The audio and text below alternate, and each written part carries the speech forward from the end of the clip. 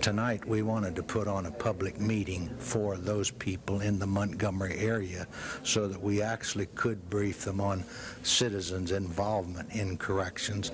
We basically have a lot of facilities around the Montgomery area, and we felt that this was sorely needed because we have men and women inside a prison in these local facilities that have privileges. They work their way up within the system to where they're entitled to certain types of privileges. Those might be a Sunday church pass, might be an 8-hour pass on Sunday, or it might be a 3 or 5 day furlough, this type of thing.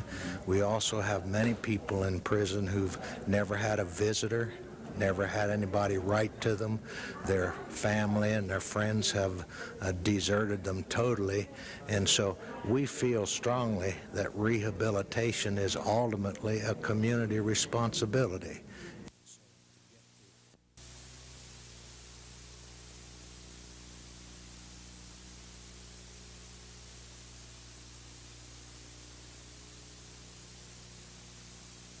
George, I think there have been a lot of discussion, one about supplies for this summer. I think we are going to have adequate supplies for the summer driving season, and the price, I would think that the price may go up a couple of cents a gallon over this year, but it's going to be a gradual increase. We're still under government controls on gasoline, and the raw material prices are going up, so we will see some gradual increase, but I think it's a couple of cents a gallon.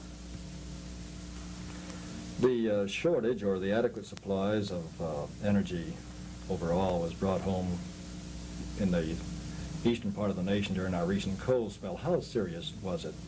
George, we really had a serious winter, and I think if we can describe it in terms of the nation as a whole, it was about 20% colder than normal, and statistically, this only happens once about every 100 years. Actually, here in Alabama, you had a more serious situation. Alabama has been about 40% colder, which would be 1 in 300. Mr. McMillan, are the nation's energy supplies adequate? George, they are adequate, but they're adequate because we're importing about 42% of our oil in 1976, and it's probably going to be close to 45% in 1977. So we do not have enough energy in our own country to supply the needs, but we are getting it from imported material. How long of a period of time do we have a energy reserve? George, both on the oil and the natural gas reserves, today we've got about 10 years supply. Now that's declined from previous years, and we're finding oil at a rate that we ought to be able to sustain about the 8 million barrel a day level that we have today, but I think the natural gas is actually going to decline further in terms of production because we're not finding that much gas.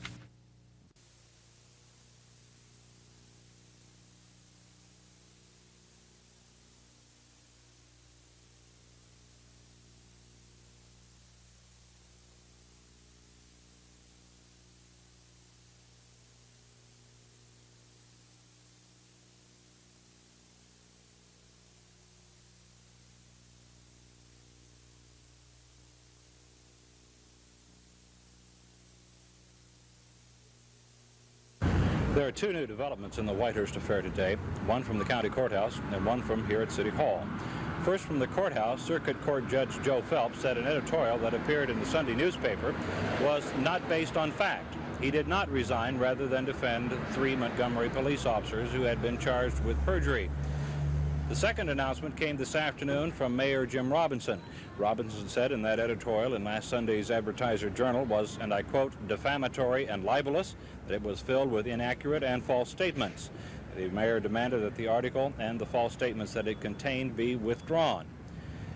District Attorney Jimmy Evans was put back into the spotlight again today when a letter written by the old grand jury, the January grand jury that reached the agreement on the polygraph testing of Montgomery police officers, was released. In that letter released today, the 15 members of the grand jury say, and I quote, "We, the undersigned, as concerned citizens and members of the former grand jury, request that you, the Attorney General, take action to cause Mr. James Evans to take the polygraph examination on the questions posed by the January 1977 grand jury." They also make reference to a letter of January 24th in which Mr. Evans said that he would not take the polygraph test as an inducement to others taking the polygraph test. Clark Edwards, WSFA News, Montgomery.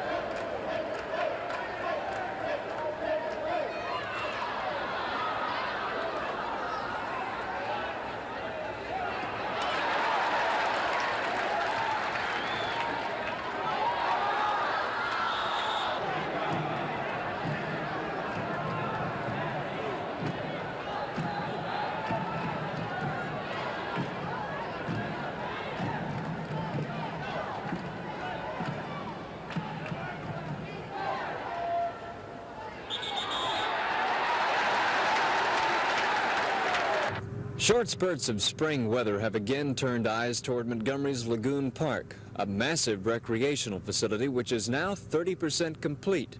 Officials say progress with the park has been so good this year that parts of it will be ready for use by early summer. We plan to have the softball complex in operation around the middle of June or the latter part of June. And the tennis courts, we would anticipate the 17 tennis court complex will be completed somewhere around July the 15th. And then our clubhouse, we're anticipating having that completed in March. What about the golf course? Well, the golf course is coming right along, and we should have some fall play this year on the golf course. The contractors have started today putting in the irrigation system, and we have all the drain tile in the greens, and they're starting to mix the soil for the greens, so it's coming right along with, and the weather looks like it might be shaping up a little bit, so we would anticipate some fall play on the golf course, and also our driving range should be completed then too. Is there going to be a fee system of sorts here? Yes, there will. There will be a fee system to play golf, to play tennis, for our tournaments at our softball complex, and then as we complete other facilities such as the aquatic center, the campground, the paddle boat area, miniature golf, these types of things, there will be a fee. Now we'll have picnic facilities and day use areas that will be free. After golf, tennis, and softball facilities are completed, more funding will be needed to finish the rest of the park's promised features. But for now, officials are concentrating on fulfilling the promises that they made for 1977. From Lagoon Park, Bill Weaver, WSFA TV News. Jim Robinson, in my opinion, is honest, hardworking, businesslike in his approach to the job. He is thorough. He is thorough and a good administrator, and he and his staff have cooperated 100% with the council to make this form of government work. We have yet to ask for any data from him. It's not forthcoming, despite what you may read in the paper about certain grandstanding council members who demand certain pieces of information when a simple phone call would have gotten it in about 2 minutes. I say this because of the unfair editorial that was written about Jim Robinson in Sunday's paper. Most of those allegations and charges, or all of those charges, were unfair and untrue. In my opinion, Jim Robinson is a great mayor, and I'm going to support him and stay with him. And the advertiser and the author of those articles, I hope, someday have to answer for their charges. What I'm saying to you, gentlemen, is that the city of Montgomery, Mayor Jim Robinson, did what the grand jury asked him to do. He did it because he wanted the truth wherever it took him. I supported that, and I support it now. Anybody that was wrong in the police department, we wanted them out. But we also wanted to clear the name of the good officers that were there. And I support that position, and I continue to support it. I think we've got a fine police department, and I continue to support it. And I just call on the rest of the people that were involved in this to do what they agreed to do at the time we wrote this document.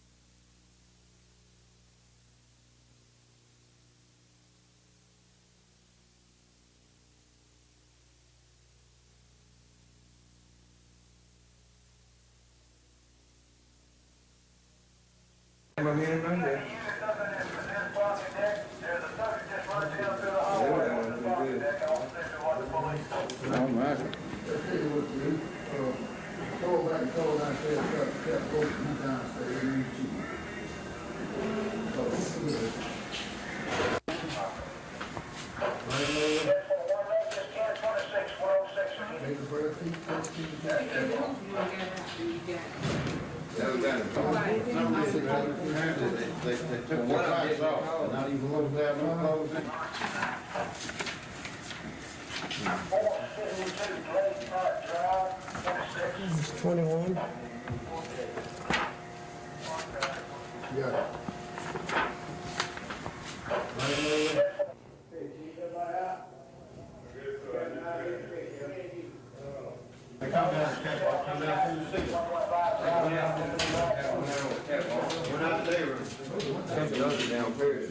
I've done that, but I think he's got it mixed up with me. I don't need, I have my man right there.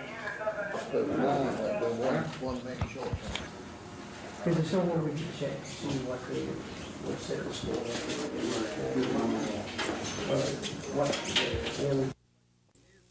We've got a bill now before the legislature that just came out of the Senate, a copy of which I've got here, which is now before the House for a public hearing at Wednesday at 2 p.m. if anybody's interested.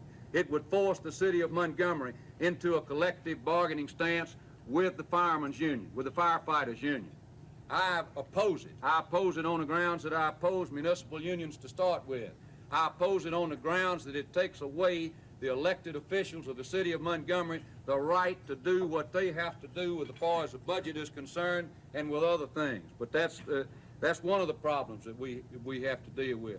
My basic philosophy on this is that nobody has got a right to strike against the public at any time for any reason. Unions in the private sector, that's a different subject. We can deal with them, and that's fair. But as far as the public is concerned, I don't believe that they've got any right to be striking at any time.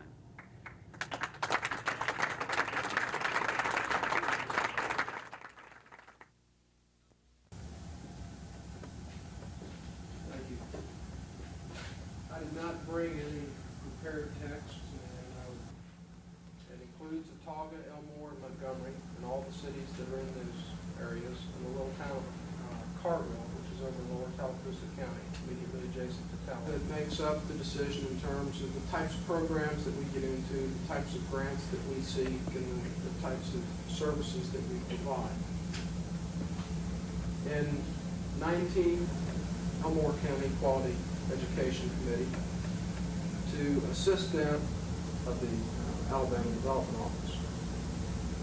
The funding for the type of work that we're talking about, and then the school board as a commission or board, whatever, of the county have the county. Okay.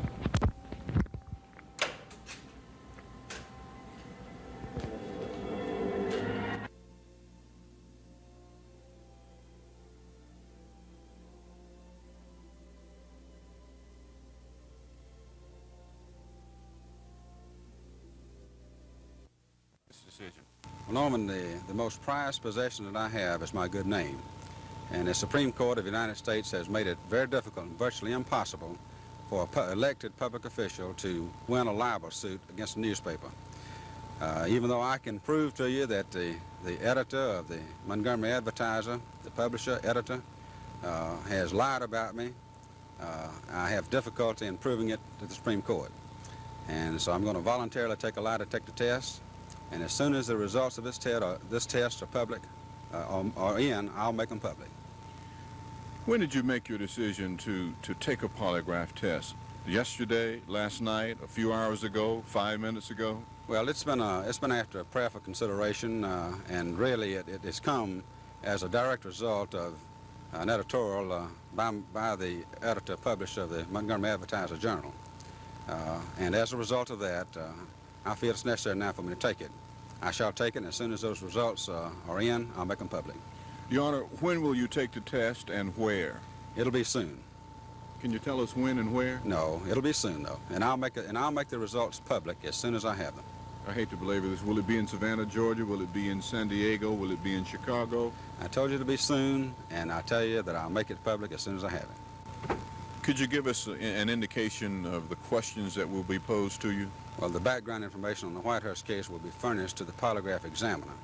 And as you well know, the polygraph examiner will frame his own questions. Do you have any idea how many questions will be involved? No, I do not. As I said, the polygraph examiner will frame his own questions concerning the Whitehurst case. I'd like to ask you one more time, when will you take it and where? I told you I'd take it soon, and I'll make it public just as soon as I get it. This is the second letter from the grand jury. This is an open letter to District Attorney Jimmy Evans. Reading from that letter, there is a statement that, quote, no doubt in the mind of any member of the grand jury of January 1977 that you, meaning Jimmy Evans, said on numerous occasions that you would voluntarily take the polygraph examination and that the grand jury could write the questions, unquote. Most of the first paragraph of the letter, it's a long letter, deals with the controversy over taking the polygraph exam. However, in the second paragraph, and it states, as one who has repeatedly avowed the value of the polygraph as an investigative tool, it would follow that you certainly would use it as an investigative tool and go forward using this method to silence any critics while remaining in office as to how you have conducted yourself in that office. The final paragraph of the long letter deals specifically with taking the polygraph examination and the consequences for not taking it. I'll read. It is with great sorrow and deep concern for the people of the city and county of Montgomery and for the American system of government that we must now come to you as a group of concerned citizens to ask and demand that you follow through with the things that you said you would do when you addressed us as members of the grand jury. If you continue to refuse to do as you told us you would, we will have no choice but to feel that you used the members of the grand jury to the fullest extent possible to further your ends, and in actuality, twisted and distorted the truth, and even lied to us all. For this reason, we as a group of concerned citizens will then continue to use every legal means in our power to either have you fulfill your promise to us or have you removed from office. Clark Edwards, WSFA News, Montgomery.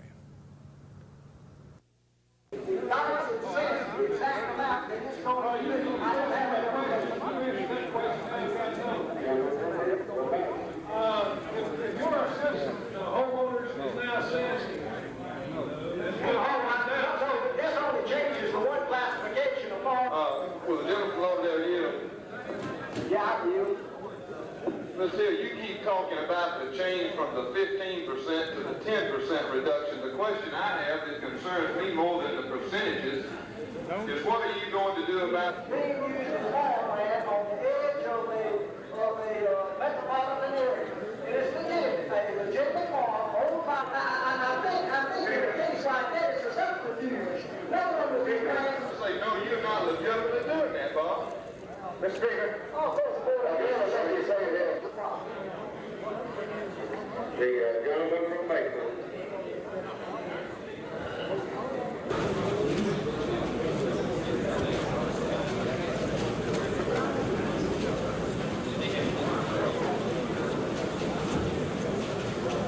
Page 78 of the calendar, House Bill 139, Mr. Weeks. I'd like to proceed out of this.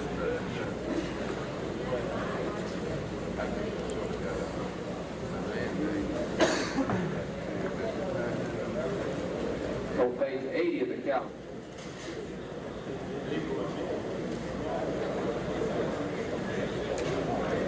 Adam People, Mr. Warren, with notice of proof for late director in Alabama.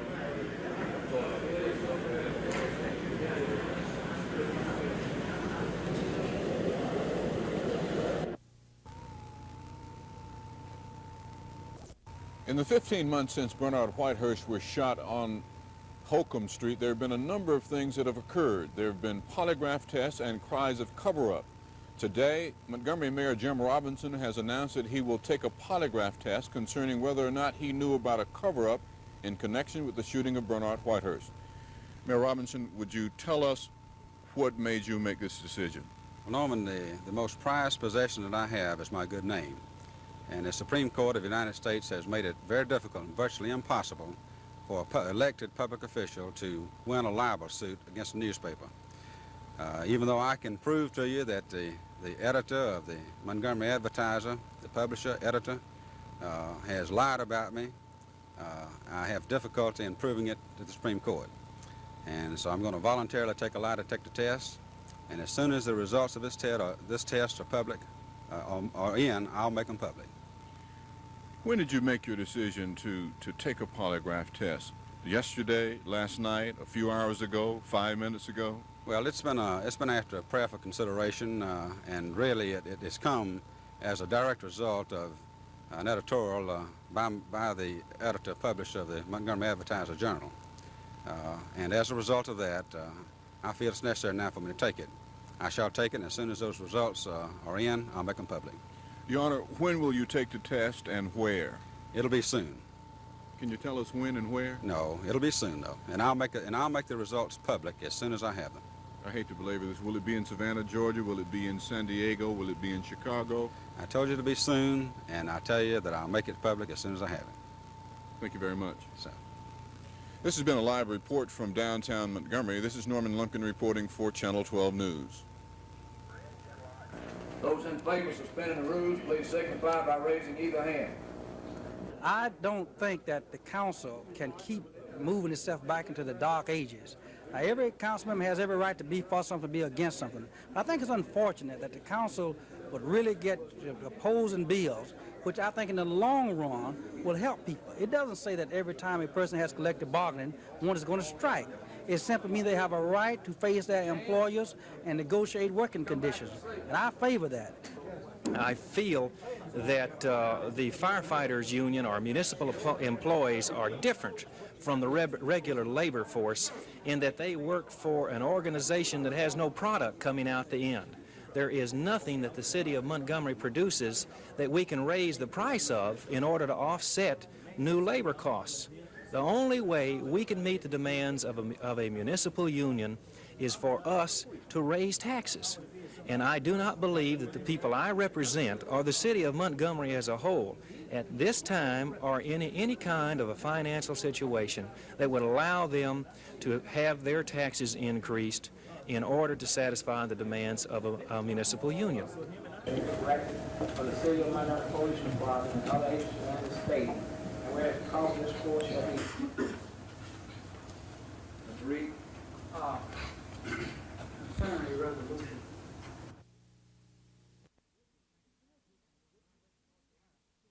He would mention that. Woodson versus North Carolina, Woodson was a driver of the car and didn't even participate in the killing. And he got the death sentence. And the court didn't even so much as mention that. And I'd be noticed to point that out. All right.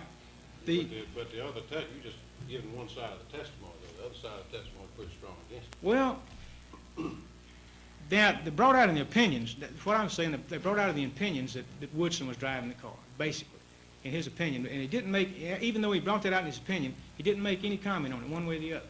So I don't think that the fact is you look at to see too much along that line. I think there's definitely a degree that you can look to. But I don't think you have to go that far and say that, well, he didn't do the actual stabbing, or there's no eyewitness testimony that he did the actual stabbing, or, you know, that's the purpose of killing somebody, so you won't have any witnesses. So the whole thing is I don't think that you have to go that far. That's really basically my argument. Mr. Evans has some comments on the three decisions that I'd like to let him turn it over to him. Are you completing yours now? Yes, sir. All right, well, the court will be in a 5-minute recess.